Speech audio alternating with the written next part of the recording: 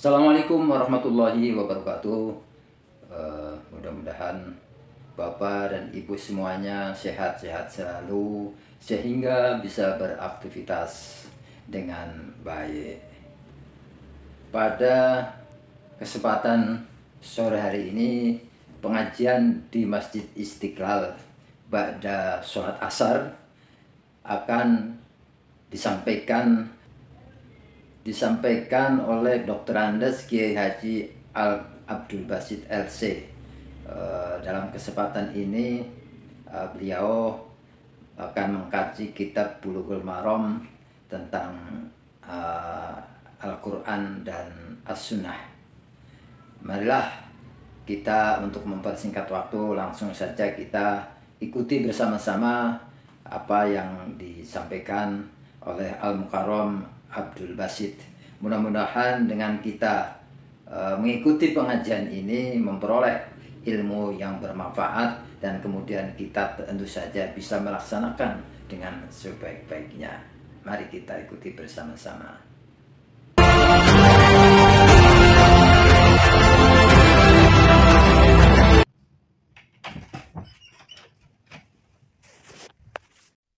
Hadirin yang kami muliakan, kita berlanjut pada kajian Tarikhut Tashri' al-Islami, yaitu sejarah legislasi, sejarah tentang penetapan syariat Islam, yang pada kali ini sudah masuk kepada perbedaan antara sunnah dengan Al-Quran. Sunnah yang dimaksud di sini adalah sesuatu yang didatangkan dari Nabi Muhammad SAW, baik dari ucapan, perbuatan maupun sikap diamnya Rasulullah, atau yang kita kenal dengan hadis. Di sini hubungan antara sunnah dengan Al-Quran dari segi hukum-hukum yang terdapat di dalamnya, ini akan diuraikan dalam kajian pada sore hari ini. Dikatakan bahwa al-ahkamu allati waradat fi sunnah imma ahkamu muqarraratil ahkam al-Qur'an au ahkamu binatulaha.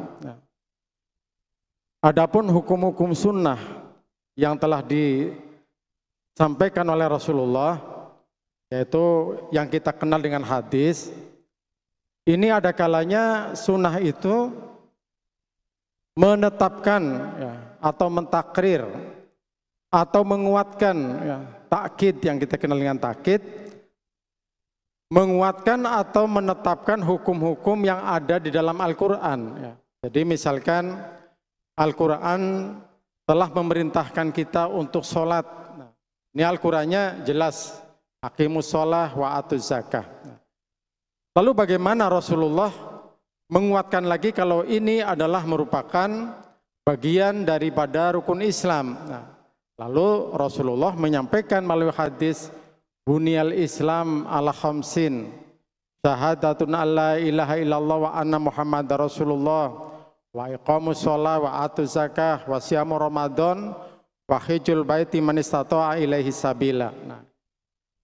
Ini Al-Quran yang menjelaskan tentang sholat, zakat, puasa, yang itu tidak disebutkan tentang kewajibannya dan juga tidak disebutkan apakah itu bagian dari rukun Islam atau bukan. Maka di sini dikukuhkan lagi oleh hadisnya Rasulullah yang beliau nyatakan bahwa itu semua itu adalah bagian daripada rukun Islam. Jadi hubungan antara hadis Rasulullah dengan Al-Quran, ini ada kalanya hadis Rasulullah itu menguatkan dari apa yang ada di dalam Al-Quran. Al-Quran menjelaskan, kemudian dikuatkan lagi oleh hadis Rasulullah. Ini hubungan antara keduanya. Atau bukan untuk menguatkan, tapi salah satunya juga kadang hadis itu adalah untuk menafsirkan, menjelaskan. Karena barangkali perintah-perintah Allah dalam Al-Quran, ini yang kemarin saya jelaskan, ini ada yang sifatnya itu mujmal, yang belum bisa dirincikan seperti sholat itu sholat apa saja. Nah, lalu Rasulullah menjelaskan, ya, menafsirkan dari perintah ini tentang sholat-sholat, ya, lalu ada di dalam hadis yang terdapat dalam Bulughul Maram misalnya, di sana Rasulullah menyampaikan tentang waktu-waktu sholat, ya. Misalnya tentang sholat duhur, yaitu idza zalatis syamsu, yaitu ketika matahari tergelincir sampai antara bayangan seseorang, ya, ini menyamai bayangan tersebut, ya, ini adalah waktu duhur. Nah, karena perintah yang ada dalam Al-Quran itu hanya menjelaskan tentang sholatnya, ya. Sholatnya sholat apa, terus cara menentukan waktunya bagaimana, ini yang menjelaskan itu adalah Rasulullah, ya. Rasulullah menjelaskan tentang sholat duhur itu, yakni pada saat matahari tergelincir ke arah barat, lalu bayangan seseorang itu sudah tampak condong ke arah timur, ini habis waktunya. Kalau bayangan itu menyamai dengan wujud bendanya, nah ini waktu duhur itu berakhir. Lalu geser sedikit lagi, ya. Bayangan itu melebihi dari wujudnya, ya. Ini sudah masuk waktu asar. Sampai terlihat di ufuk barat itu, yaitu warna merah. Nah, itu sudah melewati waktu asar, akan masuk waktu maghrib. Nah, waktu maghrib sampai bayangan merah itu hilang, lalu disitulah masuk waktu isya sampai tengah malam. Lalu disebutkan lagi waktu subuhnya itu adalah inda tulu'il fajri shadiq, yaitu ketika matahari, ya, atau fajar shadiq itu keluar, ya, atau yang kita sering ditandai oleh waktu imsak. Nah, itu akan masuk waktu subuh. Nah, ini penjelasan tentang ini, ya, itu dalam rangka di mana Rasulullah ingin menjelaskan bahwa perintah sholat itu yang ada di dalam Al-Quran ini harus ditafsirkan atau harus dijelaskan selain daripada waktunya juga sholat apa saja. Nah, ini yang menjelaskan itu adalah Rasulullah Shallallahu Alaihi Wasallam.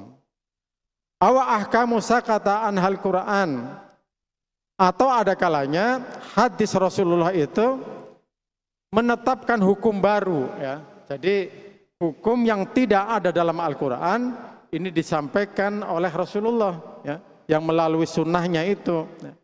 Ini kadang-kadang hadis juga berfungsi untuk menambah hukum yang mana hukum itu tidak disebutkan dalam Al-Quran.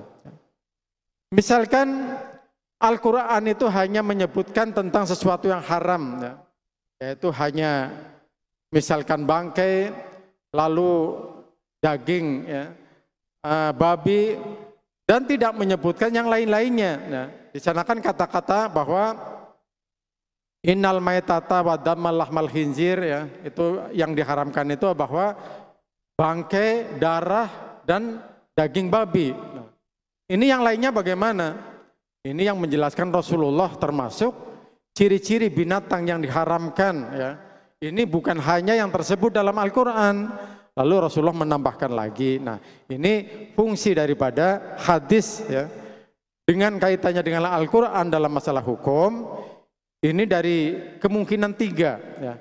Ada yang saatnya hadis itu menguatkan hukum yang ada dalam Al-Quran, atau ada kalanya hadis itu hanya menjabarkan, ya, dari apa yang ada dalam Al-Quran, atau yang satu ini hadis itu menambah, ya, menambah hukum yang tidak disebutkan dalam Al-Quran. Ini banyak sekali. Nah, maka dari itu dikatakan wala ta'dus sunnatu antakuna wahidan min hadhil umuri salasah. Ya. Dengan demikian maka hadis ataupun fungsi hadis yang dihubungkan dengan Al-Quran ini pasti mempunyai tiga fungsi, dari salah satunya yaitu yang disebutkan tadi, apakah itu menguatkan, apakah menafsirkan, atau menambah hukum baru yang tidak ada dalam Al-Quran. Dan ini tidak mungkin terjadi kontradiksi berbeda antara Al-Quran dengan sunnah, ya. Ini tidak mungkin. Karena apa? Karena tadi sunnahnya Nabi itu, ya, hadis yang disampaikan oleh Rasulullah tentang hukum-hukum yang ada dalam Al-Quran, kalau toh tidak ada dalam Al-Quran itu memang menambah, ya, bukan berbeda. Di sini misalkan orang mengatakan di Al-Quran kan tidak ada kata-kata anjing, bahwa anjing itu haram misalnya, tidak disebutkan. Adanya khinzir, khinzir itu babi. Nah, lalu ketika Rasulullah menyampaikan bahwa termasuk anjing dan juga binatang-binatang lain yang bertaring itu haram, apakah ini menyalahi Al-Quran? Jelas itu tidak, karena ini menambahkan dari apa-apa yang Al-Quran tidak sebutkan. Tapi yang harus kita yakin sebelumnya, Allah sudah menyatakan bahwa wama yantiqu anil hawa illa huwa wahyu yuha. Yang disampaikan Rasulullah itu ya sama, itu adalah wahyu. Ya, bedanya itu bukan dalam Al-Quran ya, tetapi Rasulullah menyampaikan, menjelaskan dalam Al-Quran. Nah, faqad bayanal Imamu Asy-Syafi'i hadza fi risalah wa qasamal ahkamu ilal aqsam. Nah, Imam Syafi'i kemudian membagi ya tentang hukum-hukum yang ada dalam Al-Quran ya, yang termuat dalam kitab Risalah ya. Kitab Risalah itu kitab yang pertama kali ditulis oleh Imam Syafi'i ya. Itu menjadi usul fikih ya. Kemudian ada lagi kitabnya Imam Syafi'i namanya Al-Um ya, kitab induk fikih ya. Tapi Risalah itu lebih banyak menjelaskan tentang usul fikihnya ya. Dan itu Risalah, kenapa dinamakan Risalah? Karena pembuatan kitab Risalah pada saat itu Imam Syafi'i itu hanya menyampaikan melalui ucapan, lalu ada penulisnya. Nah, yang ditulis dari apa yang dikatakan oleh Imam Syafi'i itulah kemudian menjadi kitab, namanya kitab Risalah. Imam Syafi'i mengatakan pembagian sunnah ya, yang hubungannya dengan Al-Quran ini dibagi beberapa bagian. Ma'abanahullahu liholkihi nasan. Ada kalanya Allah itu menjelaskan langsung tentang hukum yang ada dalam Al-Quran, itu yang namanya nas ya. Jadi kalau kita bilang nas itu adalah penjelasan langsung dari Allah ya, untuk makhluknya yang ada di dalam Al-Quran, langsung dijelaskan. Seperti apa? Yaitu seperti kafaraidihi minas shalah wa zakah wa siyam wal hajj ya, wa tahrimul fawahish ma dzahara minha wa ma baton. Seperti fardunya sholat, aqimus sholat, untuk jelas sholat itu berarti fardu ya. Kemudian wa aqimus sholat wa atuz zakah ya, memberikan zakat, wa syamu ramadan wal hajj, itu semuanya dijelaskan oleh Allah dalam Al-Quran ya. Orang tidak lagi perlu untuk menafsiri ya, tentang kewajiban sholat, termasuk juga zakat, termasuk puasa dan haji. Ini jelas-jelas Al-Quran itu langsung Allah memberikan tentang perintah itu ya. Hanya nanti Rasulullah itu hanya merinci bagaimana sholat itu, kapan waktunya itu dirinci oleh Rasulullah. Tapi kewajiban yang disebutkan itu sudah jelas, ini adalah merupakan satu kewajiban ya. Kenapa ini menjadi hukum wajib? Padahal di situ tidak disebutkan ya. Beda ketika menyebutkan tentang puasa ya. Ya ayyuhalladzina amanu kutiba alaikumusiyam ya. Kata-kata kutiba itu ada kata-kata adalah diwajibkan atas kamu berpuasa. Tetapi kalau perintah sholat ya, ini hampir tidak ada penyebutan dalam Al-Quran kata-kata kutiba atau wajaba, tapi perintahnya langsung aqimis sholat. Nah, di sini dalam kitab Risalah itu baru dikatakan bahwa kullu amrin yadulu alal wajib, bahwa setiap perintah ini menunjukkan satu kewajiban. Nah, semua perintahnya Allah itu adalah menunjukkan satu kewajiban. Nah, termasuk haramnya berbuatan keji dan mungkar ya. Ma dzahara minha wa ma baton, perbuatan keji yang kita tampakkan atau yang kita sembunyikan ya. Ini ada, misalkan kita bersuudzon pada Allah ya. Kalau kita suudzon itu adalah berprasangka buruk. Kalau suudzon kita kepada manusia ya, yang itu belum sampai kita ucapkan atau belum kita sampaikan kepada orang lain, itu kita belum dicatat perbuatan itu ya. Tetapi kalau suudzon kita itu kepada Allah ya, kita berburuk sangka kepada Allah ya, ini termasuk bagian daripada perbuatan fahsya ya, perbuatan keji ya. Karena perbuatan keji itu adalah satu perbuatan yang dimana pelakunya itu hanya mengotori dirinya sendiri, ya, itu namanya fahsya. Ya, kalau mungkar ini pelakunya berbuat sesuatu yang kemudian juga merugikan orang lain, itu namanya mungkar. Nah, di sini makanya kata-katanya adalah haram hukumnya berbuat keji, ma dhahara minha wa ma batan, yang kamu tampakkan, ya, tampakkan apalagi ya ditampakkan, yang tersembunyi saja, ya, kalau itu juga merupakan sesuatu dosa atau yang dihukumi haram kita berbuat seperti itu. Ada yang lain, wa tahrimu zina wal khamar was saraqah, ya, seperti haramnya zina, ya. Allah pemerintahkannya bukan langsung ke zinanya, tapi perintahnya adalah wala taqrabu zina, untuk mendekati saja jangan. Ini kenapa menjadi satu larangan? Ya, sekali lagi dalam Al-Quran itu, ya, ini ada yang bentuknya larangan, ya, namanya nahi, ya. Kalau dalam Al-Quran, wal takum minkum ummatun yad'una ilal khair, ya, ya'muruna bil ma'ruf wa yanhauna 'anil munkar. Nah, itu wa yanhauna 'anil munkar itu adalah ketaatan kita kepada Allah. Ini bukan saja kita menjalankan perintahnya Allah, tapi menghindari larangan, itu juga ketaatan, ya. Misalkan, ya, orang-orang yang punya hadas besar, ya, misalnya ibu-ibu sedang haid, ya, kemudian ada larangan untuk memasuki masjid, ya, atau ada larangan untuk memegang Al-Quran, ya. Lalu dia menginginkan untuk mewujudkan ketaatannya, dia tuh memaksa ingin membaca Al-Quran, ya, pegang Al-Quran atau ingin masuk masjid, ya. Ini seolah-olah itu ketaatan. Padahal sekali lagi bentuk ketaatan itu tidak selalu, ya, menjalankan perintah Allah, tetapi ketaatan juga meninggalkan larangan Allah, itu juga taat. Maka pada saat orang dilarang untuk masuk masjid, bagi ibu-ibu yang punya hadas besar, dia di luar masjid itu taat namanya.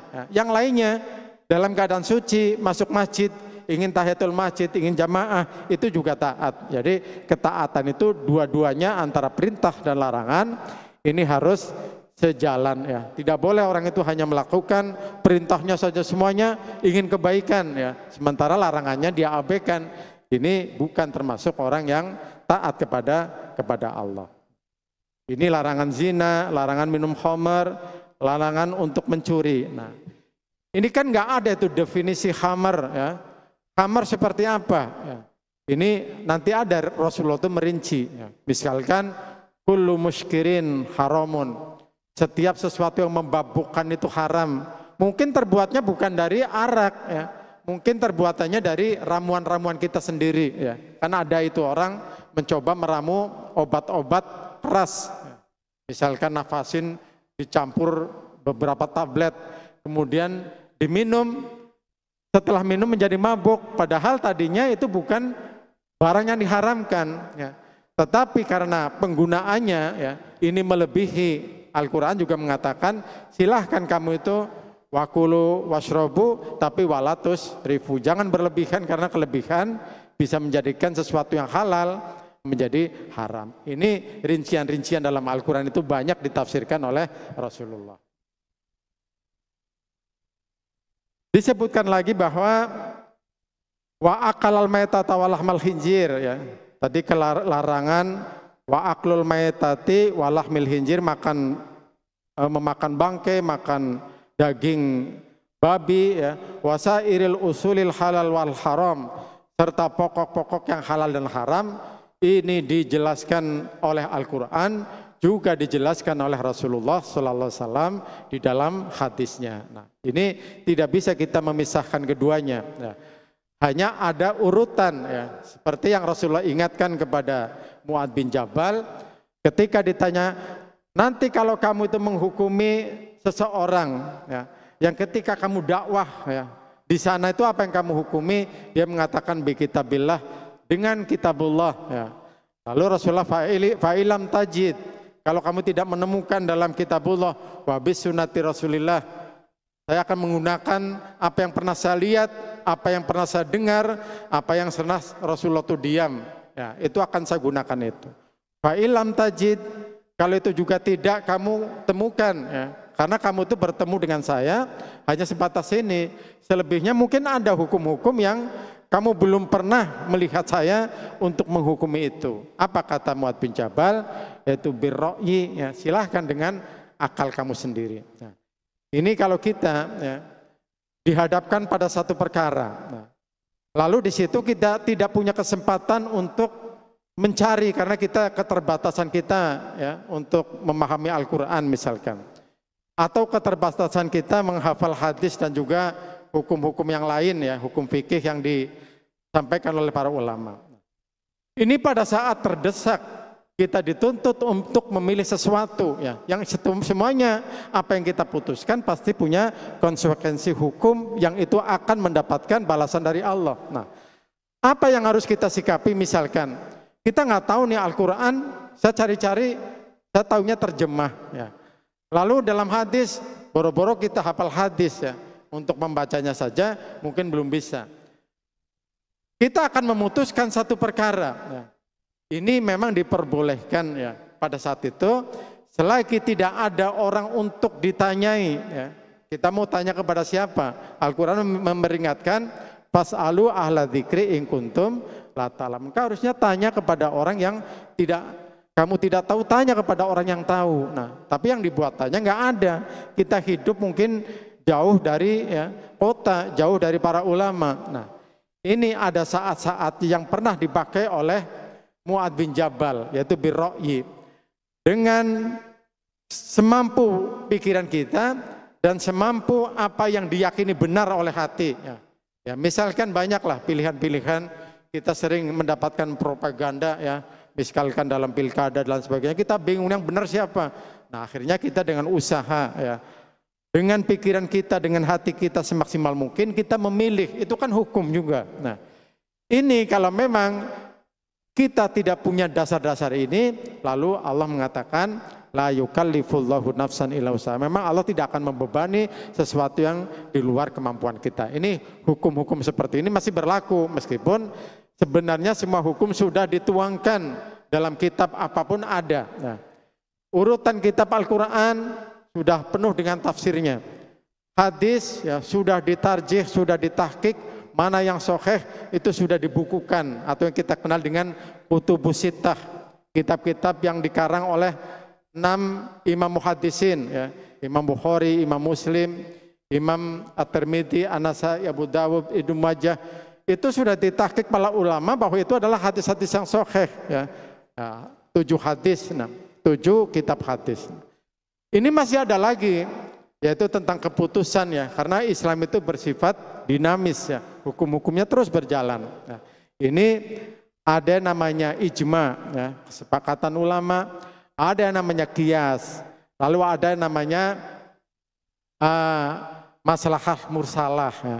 Lalu ada lagi termasuk sadu dawari. Ini macam-macam semuanya itu sudah ada dibukukan hukum-hukum yang kita butuhkan dalam kita beragama. Tapi sekali lagi mungkin keterbatasan kita untuk mencari hukum ini tidak sampai ke sana.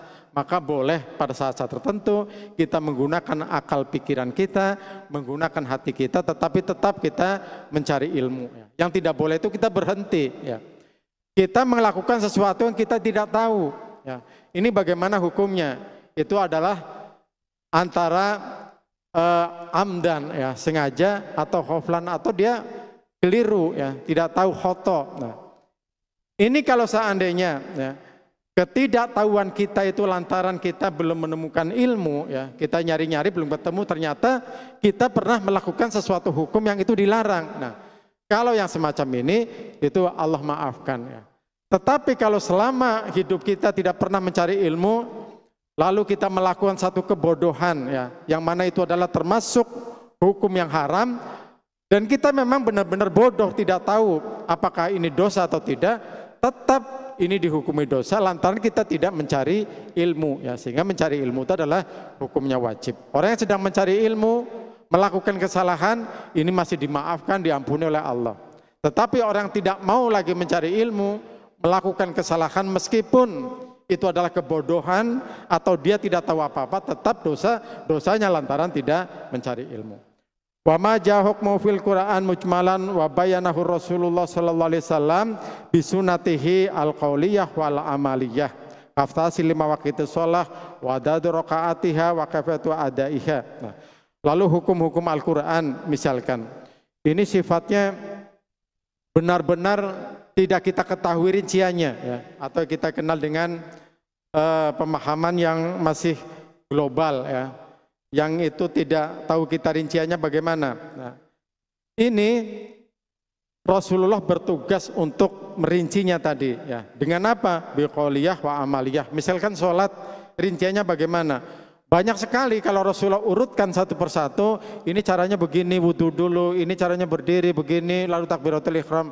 Maka secara singkat Rasulullah mengatakan dalam satu hadis, "Shallu kama ra'aitumuni usolli." Sholatlah kalian sebagaimana kamu melihat saya sholat. Nah, di mana saya melihat sholatnya Rasulullah? Lalu di dalam hadis, ya, termasuk tadi dalam bab sholat, ya, dalam Bulughul Maram, ini di sana ada tentang sifatus sholat Rasulullah SAW. Sifat sholatnya Rasulullah itu bagaimana? Itu sebenarnya dirinci. Ya. Pertama, Rasul mengatakan man asbahul wudu, ya, tsumma shalla rakaataini. Itu kewajiban wudu saja itu dijelaskan, ya. Kalau dalam Al-Quran memang sudah ada.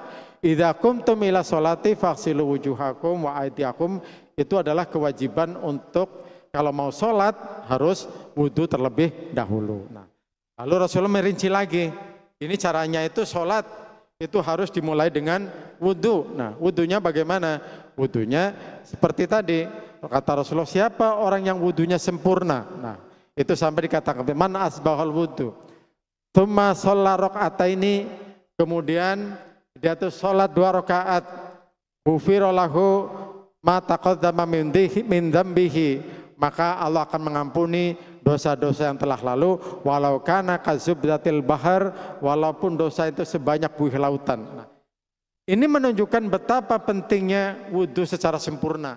Kita kan kadang-kadang tadi tahu tentang wudhu, hanya tahu tentang rukun-rukunnya. Rasulullah mengatakan asbahul wudhu adalah sesempurna-sempurnanya wudhu. Pertama dari airnya, ya.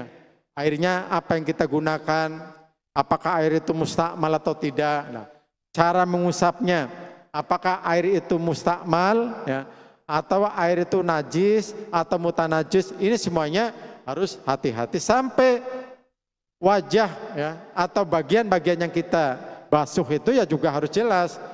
Ukuran siku itu sampai mana, ukuran mata kaki itu sampai mana, ukuran wajah termasuk yang pertama dibasuh itu juga sampai mana. Ini kalau kita pelajari, ya, sampai kepada kesempurnaan. Kemudian hanya sholat 2 rakaat saja, ya. Setelah itu sholat 2 rakaat, ini balasannya adalah kita akan diampuni dosanya oleh Allah Subhanahu wa taala sampai kata-kata kazubdatil bahar, walaupun dosa itu sebanyak buih lautan. Ini kalau memang wudhu kita sempurna, ya. Lalu apalagi yang dijelaskan Rasulullah, ya, tentang rakaat, itu ada hadis yang mengatakan wa furidatis shalah rakaataini fil hadari was safar, ya. Jadi awalnya sholat itu hanya 2 rakaat, ya. Pada saat Rasulullah melaksanakan sholat pertama kali, semua sholat itu 2 rakaat, baik sholat dalam keadaan orang hadir, ya, atau dalam bepergian, semuanya tadinya 2 rakaat lah. Lalu ada penambahan lagi, ya. Rasulullah itu nggak berhenti, ya, pada saat melakukan syariat apapun, pasti kadang-kadang ada penambahan, ya. Ya misalkan tadi, ya, dulu orang sholat dalam keadaan mabuk, ya, ini nggak apa-apa awalnya, ya. Lalu setelah itu mabuk itu mengganggu orang sholat, ya, itu juga belum langsung diputuskan haram. Baru dijelaskan bahwa manfaat dari minum khamr itu ini mudaratnya lebih besar dari manfaatnya. Pertama hanya dijelaskan itu. Ternyata masih lagi, ya, bahwa sholat itu benar-benar lalai, ya. Orang itu lupa membacanya, lupa rakaatnya, baru turun haram meminum khamr. Jadi ada tahapan-tahapan, ya, di dalam menentukan satu hukum. Ini tidak langsung seperti itu, ya. Seperti sholat itu awal mulanya 2 rakaat. Semua sholat itu 2 rakaat, ya. Yang 2 rakaat persis kan cuma subuh, ya. hadis itu mengatakan semua sholat tadinya cuma 2 rakaat kecuali sholat maghrib 3. Nah, berarti duhur, asar, isya ya. Ini tadinya juga 2 rakaat. Nah, setelah itu lalu hadis itu mengatakan kemudian fatakir sholatus safar wazidu fi sholatil hadar ya. Yang ditetapkan untuk 2 rakaat itu hanya sholat ketika orang itu dalam keadaan musafir ya. Jadi musafir itu makanya boleh mengqashar sholat 2-2 ya. Lalu ditambah 2 rakaat lagi orang yang sholatnya hadir ya. Artinya tidak berlaku bagi orang yang mukim. Nah, jadi hukum sholat 2 rakaat itu masih berlaku tapi hanya untuk musafir ya.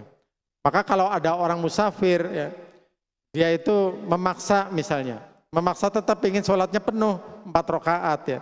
Ini sebenarnya dia itu mengabaikan ya rukhsah dari Allah ya. Allah itu nggak suka juga ketika ada rukhsah kemudian nggak dipakai. Padahal ini juga termasuk awal mula pertama disyariatkannya sholat itu 2 rakaat ya. Pada saat dia tuh mau bepergian atau di dalam rumah ya, atau dalam keadaan hadir mukim, dulunya cuma 2 rakaat ya. Lalu ada syariat lagi ditambah yang 2 rakaat itu ketika musafir saja ya. Ketika musafir, lalu yang menetap itu tetap 4 rakaat ditambah ya. Karena sholat itu dulu hanya ada 2 macam, 2 dan 3. Yang 3 itu maghrib, yang lainnya semuanya 2 ya. Maka ulama ya, cara mengingatkan bahwa sholat itu asalnya 2, yang pertama menghukumi tentang tahiyat yang pertama ya, itu sholat yang 4 rakaat itu ya, atau mungkin sholat yang 3 rakaat. Hukum daripada tahiyat pertama itu adalah hukumnya sunnah ya. Maka orang yang tertinggal, entah itu lupa ya, atau mungkin sengajanya memang dia ingatnya tadi mungkin baru 1 ya, atau mungkin sudah 3 rakaat. Berdiri lupa sholat tahiyat awal, ini semua ulama sepakat ini tidak boleh orang itu duduk lagi ya. Kadang-kadang orang lupa tahiyat awal sudah berdiri tegak, duduk lagi ya. Ini malah menyalahi hukum fikih. Hukum fikihnya itu nggak boleh kalau sholat tahiyat awal itu hukumnya sunnah ya. Maka kalau berdiri itu masuk ke rukun. Nah, kalau masuk rukun itu sunnah nggak boleh dibalikin lagi. Lalu bagaimana caranya? Cukup diganti dengan sujud sahwi. Ini permasalahan hukum-hukum itu seperti itu sampai rinciannya banyak sekali. Nah, di dalam sholat yang tadi 2 rakaat juga ditandakan lagi oleh para ulama ini. Salah satu tandanya. Biasanya orang setelah berdiri dari rakaat kedua ya, berdiri setelah tahiyat awal itu ya, ini kan sudah 2 rakaat. Ini berdirinya biasanya takbiratul ihramnya itu tangannya diangkat, itu sunahnya ya. Seperti takbiratul ihram ya. Takbiratul ihram kan kita sunah mengangkat tangan ya. Kalau yang lain-lainnya ya itu boleh kita yang disunahkan ucapannya Allahu Akbar ya. Walaupun mengangkatnya juga sunah tapi tidak sunah seperti takbiratul ihram dan juga tidak seperti sunah ketika berdiri dari setelah tahiyat awal. Setelah tahiyat awal Allahu Akbarnya diangkat lagi ya. Ini menandakan kalau dulu memang sholat itu awalnya cuma 2 rakaat ya, 2 rakaat sampai ditandai seperti itu. Tapi bagaimana kemudian sekarang sudah ditetapkan ya, sholat selain maghrib dan subuh itu sudah ditambah, duhur 4 rakaat, asar 4 rakaat, isya 4 rakaat, tidak boleh kita mengulangi lagi ya. Tidak boleh mengulangi lagi karena itu sudah menjadi ketetapan hukum ya, yang disampaikan oleh Rasulullah. Nah, banyak sekali yang kita perlu pahami lagi ya, termasuk bagaimana manasik haji, bagaimana waktunya sholat, bagaimana termasuk harta yang harus dikeluarkan sebagai zakat ya, seperti apa, bagaimana cara berwudu, bagaimana cara nikah ya, semuanya dijelaskan Rasulullah. Nikah saja itu ya, ini mengalami beberapa tahapan ya. Kalau dulu mungkin ada satu hadis ya, hadisnya ahad, hanya diriwayatkan oleh 1 orang ya. Yang namanya nikah itu dulunya tidak perlu pakai wali. Nah, tetapi kemudian berkembang ya. Ternyata ini bisa digunakan, makanya dulu itu ada istilah nikah mut'ah itu ya. Orang ketemu sama perempuan, nikah ya tanpa ada wali, ini diperbolehkan. Nah, tetapi permasalahan terus ya berkembang, yang mana kemudaratan itu dirasakan. Ya. Di sinilah Rasulullah itu kemudian mencari, ya, ini hukumnya bagaimana seperti ini. Ya.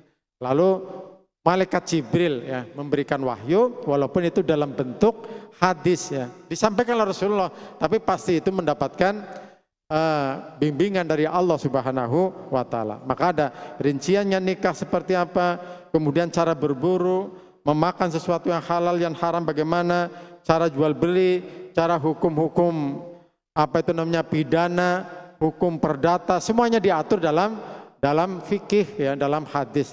Tapi selama ini kita hanya berkutat pada hukum-hukum yang kaitannya dengan ibadah ya. Padahal muamalah itu juga bagian dari apa yang telah contohkan Rasulullah, kecuali hal-hal yang memang itu sifatnya duniawiyah ya, atau yang urusan dunia ya. Seperti bagaimana cara mengelola uang yang baik ya. Ini Rasulullah nggak memberikan contoh apakah ditabung, apakah dibuat perdagangan. Ini Rasulullah nggak menyontohkan seperti itu. Tapi Rasulullah hanya membatasi sesuatu yang bukan haknya ya. Itu kita haram untuk memakan uang itu. Maka Rasulullah menjelaskan wa ahalallahul bai'a wa harrama riba. Allah menghalalkan hukum jual beli tapi mengharamkan riba. Sampai mudahnya hukum jual beli muamalah, Rasulullah tidak mensyaratkan kalau jual beli itu harus sesama muslim ya. Ini boleh misalkan sama orang kafir dan lain sebagainya. Ini adalah bukti-bukti bahwa semua hukum Islam itu dimudahkan oleh Allah Subhanahu wa Ta'ala dan juga diperjelas lagi oleh Rasulullah. Yang terakhir ada Al-Quran mengatakan wa anzala ilaika dzikra litubayyina linnasi ma unzila ilaihim. Al-Quran telah diturunkan kepada engkau Muhammad supaya dijelaskan kepada manusia apa yang memang diturunkan kepada mereka. Rasulullah jelaskan. Kemudian kita diingatkan oleh Allah, atiullah wa atiur rasul. Hendaklah kamu itu taat kepada perintah-perintah Allah dalam Al-Quran dan juga taat kepada apa-apa yang disampaikan oleh Rasul. Ya, ini semua ulama memberikan penjelasan semacam ini. Insya Allah dalam kajian-kajian berikutnya ya. Ini belum sampai kepada hadis mana yang boleh dipakai. Nanti ada hadis ahad, ada hadis mutawatir, ada hadis mutorib. Ini sangat penting untuk kita pegang menjadi satu acuan hukum kita ya, supaya kita tidak menyimpang dari apa-apa yang sudah digariskan di dalam Al-Quran maupun hadis yang Rasulullah katakan ini penyelamat kita dunia dan akhirat kalau kita berpegang pada Al-Quran dan hadis Rasulullah Sallallahu Alaihi Wasallam. Demikianlah mudah-mudahan bermanfaat dan mudah-mudahan kita terus diberikan bimbingan kebenaran ya, oleh Allah Subhanahu Wa Taala, diberikan istiqomah untuk terus memegang apa-apa yang telah dibenarkan dalam Al-Quran dan hadis. Demikianlah kurang lebihnya. Mohon maaf. Wallahul muwaffiq ila aqwamit thoriq. Assalamualaikum warahmatullahi wabarakatuh.